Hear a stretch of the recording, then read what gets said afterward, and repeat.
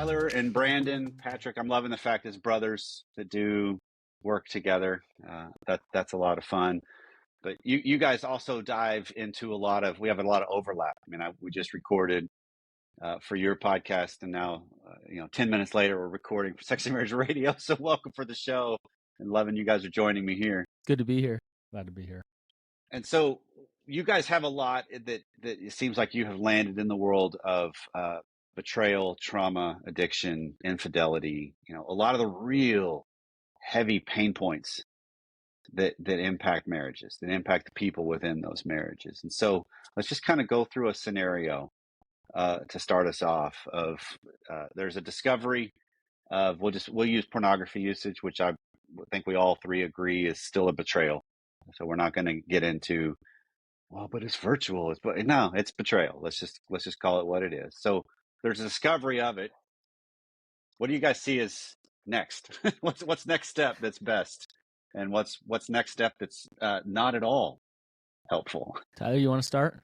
You bet. So I think one of the biggest things that we want to focus on most is a lot of people give the focus to the pornography use itself, when in reality, the bigger issue for most couples is the fact that there's been this secret that's been being kept for however long it's been being kept. And now when it starts to unfold itself, it shakes the ground underneath the footing of the relationship and of the person who didn't know what was going on. And so a lot of times the focus gets placed too much on, let's get rid of this behavior, and it doesn't attend to the actual relational issues, or say value issues of trust, honesty, accountability, transparency, the lifestyle that you want to be living, which happen to, for most people, align with the values that we want to be living anyway. Right. There's it going along with what Tyler's saying. Like Corey, when you asked, there's a discovery. Well, that can be a lot of different things happening. So it's not just, it's like, how did that go down? Did somebody come honestly and talk about something going on? Did they get caught? Have they been hiding things for a long time? Like, so how that all went down really informs us as to where we got to start with the couple. Yeah. And that goes to what Tyler's saying is like, okay, where's this relationship really at? And where do we begin according to what that betrayal actually is? Yeah, because there's a big distinction that you're describing, right? Of if somebody comes clean, like, you know what, look, there's this thing I've got going on, and I've been battling it, and I'm actually just kind of coming to grips with I want this out, and I'm bringing it to my spouse. That's entirely different than they walk in the midst of something. Yeah, I mean, Tyler and I, we work with couples where before they end up in a serious relationship, they're disclosing, hey, I have this issue. I need to tell you about it. Before you really get in a relationship with me, I'm going to be open, honest, tell you that I struggle with this, that I battle with this. Versus, I think my record is like a marriage of 55 years where one partner was acting out with pornography and the other partner was like head in the clouds, like, what? Huh? Right. So like, there's a big difference between those types of relationships. I'd say probably typically for most of the cases that we get that come through our office, we'll give you let's keep going with this scenario you gave. The typical scenario that would be more often than not is that there's been a secret that's been kept for a number of years. Something kind of slides open. There's an email that's found, or Bluetooth speakers are connected when you didn't know they were, and the wife hears certain things in the background, or, and then the typical way that it unfolds, which isn't always the healthiest way, is that then she will come and say, confront him about, hey, is there something going on? And then in an effort to protect his own ego, his own shame, whatever else it is, he'll try to section off the parts that he thinks he's found out about, and then say, there's nothing else, there's nothing else, there's nothing else. Trickle out, we call it. Just trickle out enough. Yep. Death by 1,000 cuts. And then that happens over and over again. And pretty soon it's like, it's not just one betrayal, it's a series of betrayals that are all stacked on top of each other that now feel like it happens. Because for the betrayed partner, it's not like, oh, that's just another instance of the same thing. It's like, oh, it's again.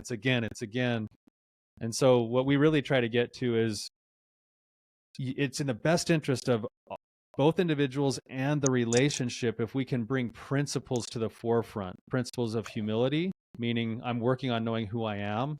Mm-hmm. Principles of accountability. I live an open life, and I take accountability for my own actions to improve my life. And then transparency becomes a really big thing moving forward in a relationship, and trying to help couples come together, get on the same page, and open it up to everything rather than that death by 1,000 cuts scenario. No, that's good. And I want to land real quick, Tyler, on the idea of accountability, and just to get clarification for you guys, because I've taken a stand, so the SMR audience and nation's going to know where I am on this. But the way you just phrased it, of accountability, means I'm going to account for myself. I'm going to be accountable to the people I'm in relationship with, because I think a lot of times, all too often, tell me where you guys land with this, accountability is thrown about as in, I'm going to have you hold me accountable, No. which I don't like that fact, and I for sure don't like Nope. it in marriage. I think a spouse being an accountability partner is a destructive thing to their Yes. intimate lives together in the long run. Accountability has to be an internal choice that I make to build people into my life that I go to account to them, so that I can change the things I want to change in my life. And a lot of times the way that I'll set it up with my clients is they'll come up with their new things. They realize what they're capable of doing that isn't in line with their values, and they want to change it. And then they'll build a team. Mm-hmm. So if we're using this example that I was using, this man now builds a team of other men. He builds relationship to account to them for his changes, and then he lets his partner know what changes he's going to make, and then he lets her know how that accountability process is going, so he's transparent with her, but she's not the one who's having to manage, hey, check in with me, I'm your probation officer, I need to that doesn't work very well for the relationship. Well, one of the issues is like when betrayal happens, whether it's pornography use or an affair or whatever it is, like let's say my wife cheated on me. That's actually not a relationship issue. And I know it feels like it is. It's like, ouch, like this is about our relationship. You broke trust. This is about me. That's not a relationship issue. If someone's using pornography, that's not a relationship issue. That's an issue of themselves being accountable. What we're talking about, what kind of life do you want to lead? What kind of consequences do you want in your life? You need to own that first and foremost and figure that out. So then we can create actual trust and safety in our relationship. And so what happens a lot of times, Corey, is a couple will come in and they'll say, fix our relationship, I got hurt. Yep. Fix the relationship, I got hurt. And it's like, whoa, like we got to work on you first. We got to figure out why that integrity is breaking down. Like what's going on with you first and foremost. And Brannon, when you're saying we got to start with you, you're actually looking at both partners in the relationship and saying the same thing. We need to look at you, and we need to look at you, not in a blaming way, like, hey, it's your fault, but like, hey, both of you guys are in a scenario and in a system that is not working. That there's a reason why it's been breaking. And so now we need to figure out, what is it about me that I need to change, grow into, accept more fully? We're really big on growing into like full acceptance of who we are, including the shadow parts of ourselves. And if both people will be willing to go through a process like that, what it does is it raises the bar so that the relationship has ground now for more vulnerability, more authenticity, more ability to share that vulnerability with each other. But it's an individual sort of accountability process on both sides. So, Brandon, what's a normal reaction that you might get with the this isn't a relationship issue? It's like I can just hear, hold on, can I get a referral to somebody else that thinks this is? Exactly. Like, validate my pain. Like, come on, are you kidding me? This is about us. This is about me. Like, how dare you say that it's not? Right. And what's interesting is when you say it's not a relationship issue, what you're actually doing is handing the power back to the individual for their own healing. And so it's interesting as a therapist when you're doing that and they push back and say, I don't want that power. I don't want the ability to heal here. I just want to be pissed. I just want to be hurt. And so there's this like very delicate song and dance Tyler and I play, and we're both good at getting people to get honest with themselves. Mm-hmm. But sometimes you can't just, just sock it to them in terms No. of what their power is and so you have to validate, you have to be there with them in their pain, and then push, and then help them realize what their power is. Sometimes they're not ready. They're in the grieving process, and they're in a stage of anger. And in that grieving process, that's okay. Like, be there. But do you want to be there forever? Or do you want to take your power back and do your own healing? That's the question. Yeah, because what I'm hearing you say here, Brandon, is the idea that we can take our feelings and then weaponize them because it just in the moment feels better. Yeah. Rather than I need to actually feel my feelings, which most of us as human beings want to run from, if we're honest. Yep. Like, I don't want to feel anything, right? Just give me happiness. That's all I want. It's the only feeling I'm signing up for. But if I can recognize, no, hold on, this is, I can choose to do something with this, and what I choose in that moment dramatically impacts the relationship, then it's kind of what I'm hearing you guys say. Yeah. One of the harsh realities to all of this that's hard to hear is if I get betrayed, then I'm still responsible for my own healing. And it's like the analogy of if somebody was a bad driver and hit me and I got injured, I can't turn back to them and say, hey, like, you got to do my physical therapy here. You're the one that hit me. Right. I got to wake up every day. I got to do that physical therapy for my own healing. And that's just a reality of it. And that's a hard thing to hear early on in the process when it's brand new. Yep. It's sometimes really hard to grasp that and to really accept that. It seems as though there's a little bit of a flow that most couples kind of go through. To speak to what you asked, the question you asked Brannon, and there is a time where there is this room for confusion, anger, pain, loss. There is a grieving process when you find out about, some type of disclosure in a relationship. And as a therapist, to answer your question to Brannon, I feel like we actually do two things at once, where we're building trust by showing up with any of our clients and hearing their story, accepting them where they're at, loving them where they're at, building relationship with them, validating their pain. And too many therapists get stuck in just doing that. Right. And really when you actually build that relationship, it gives the therapist permission for change. So we're actually balancing acceptance and a push for change at the same time. And so if someone comes in on the first day and they're like, hey, here's our situation, like, it's your problem, go home and figure it out. Like, yeah, they're not coming back. Right. But if I want to hold on to a client for 5 years, I could sit there in the office week after week and be like, yeah, he's terrible. He's terrible. You're right. You're a victim. And they'll come back week after week, but they won't get better. Yeah. Right. And somewhere in the middle, I used my relationship with them to eventually use that currency to help start saying, hey, there's got to be some movement through this. Like, let's figure out how to get you moving. Let's get you back to yourself. Yeah, Tyler, I hear what you're describing here is the better definition I've come across of empathy. Because empathy isn't just I walk in somebody else's shoes and I understand their plight. It also requires the second component that you're alluding to. It's honesty of a relationship dynamic to say what needs to be said, to push to the better parts of us as humans for our resiliency, our healing, our growth, our capacities.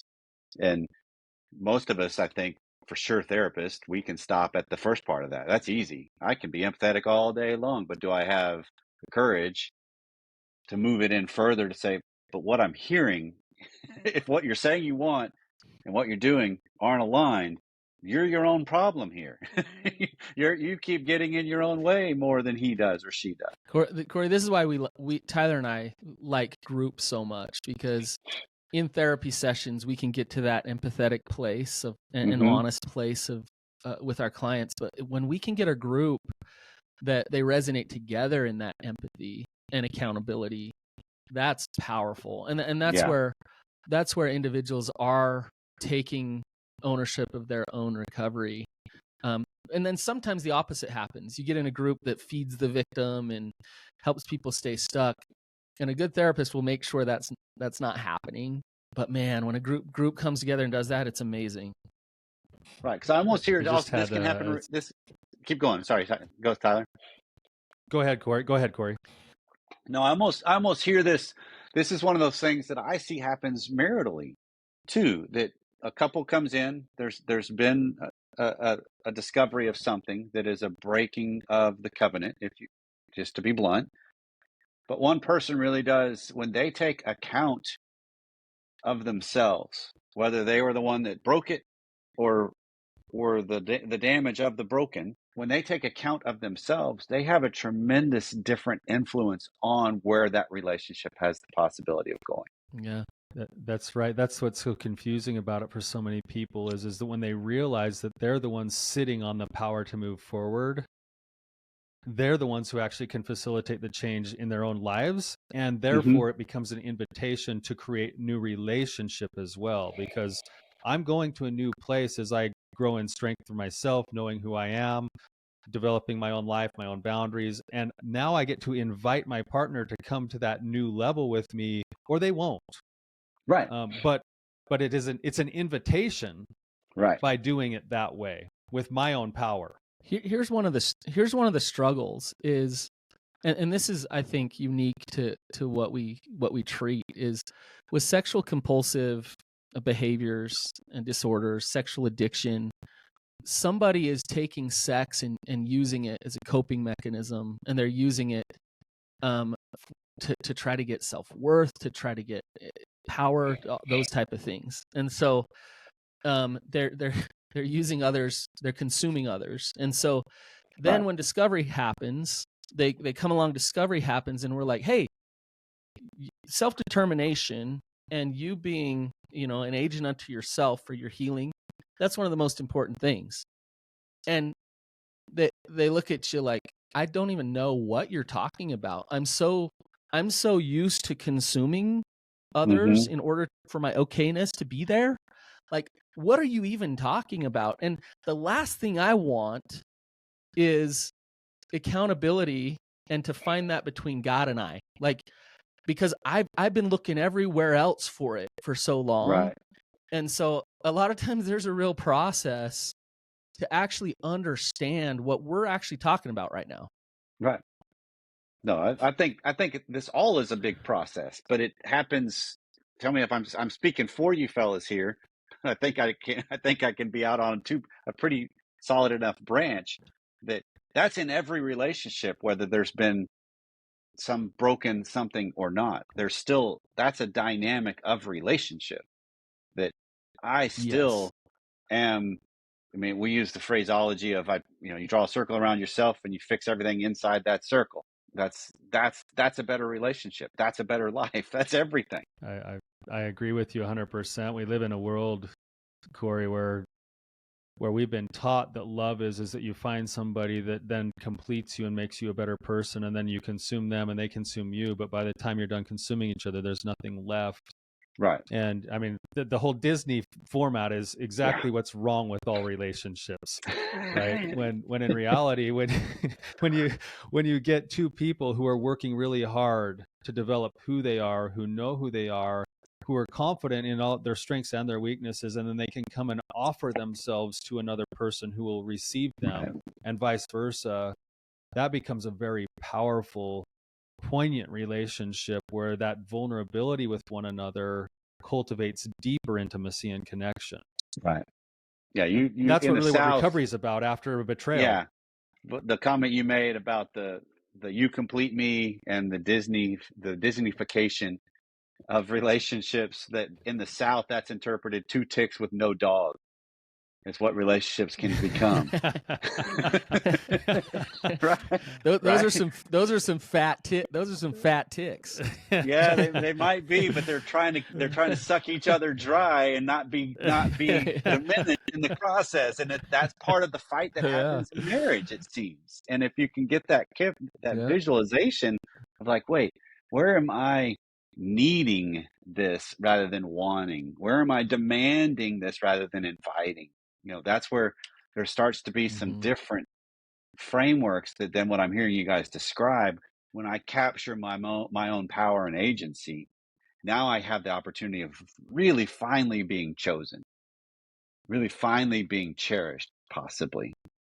And everything I've been doing up to this point hasn't brought that about. Go ahead. Corey, I think one of the hardest parts of that is sexuality. Is okay, I can finally show up authentic to this relationship, but when both individuals have a bunch of shoulds around sexuality and what's safe and what's not, and when there's been betrayal there, it's like, okay, like finally I can show up as me in the relationship, except for this way and that way and this way and that way and this way, because sexuality is so scary and judged, and so there's sometimes it's a big hurdle to overcome, especially after betrayal, to be able to say, okay, like I can actually be an open, honest person about who I am as a sexual being. So what do you guys recommend then, if we're going to shift it to really face that intermarriage? And how has that played out for you? Because I think there's an element of, when I was on you guys' show, when we were recording, that, after we were done, we were talking about, man, there's such a personal level to what we just talked about, right? That there's, my story is what makes sense to me because it's what I've gone through, it's what I'm trying to live too with clients. It's like I'm doing this too constantly, because trying to show up authentically in all areas of our lives, particularly after a betrayal, is a different thing. So how do we get there for people? How do you help frame that for them? It's a great question. Maybe we'll talk about this more in the bonus content, but Corey, you're right. Like, the reason I do what I do is because I've been through this very scenario that we're talking about. And there came a point where in my own personal work and life, I came to realize that my issue wasn't all of the ways that I was acting out. My issue was an integrity and an honesty issue. I had to start by looking at myself in the mirror and saying, what manner of man do I want to be with my life? And when it clicked with me that I was the only one staring back in the mirror, and that all I had was myself and a higher power that I needed to somehow figure out how to fuse together with my identity, that's where the traction really started to take place in the healing of not only my own life, but in my relationship with my wife, because she started to actually have something tangible that was authentic to actually see and receive from me. And so what I do with couples is I try, especially the one who's done the betraying part of this, is to say, we got to get you into the mode of understanding who you are, who your higher power designed you to be. And you have to learn to start accepting those truths by taking consistent actions over time towards the way that God designed you to be. Right. And that's the recovery process on an individual level. And then we take the betrayed partner and we do a lot of grounding and we do a lot of sort of validation with that pain. But eventually it's the same principle of, and now what? Like, who are you? Who are you going to be, whether you choose to stay or not, or go? And in the process, we then bridge the gap between the two if they want to, where we do, something called a disclosure process, where we'll try to get him to be completely, fully honest in giving her what she should have known all along, and coach her on how to receive that and how to process it and what kinds of questions to ask, and then try to get them to then be above water again and now moving forward with a new intention of the way they're living their life.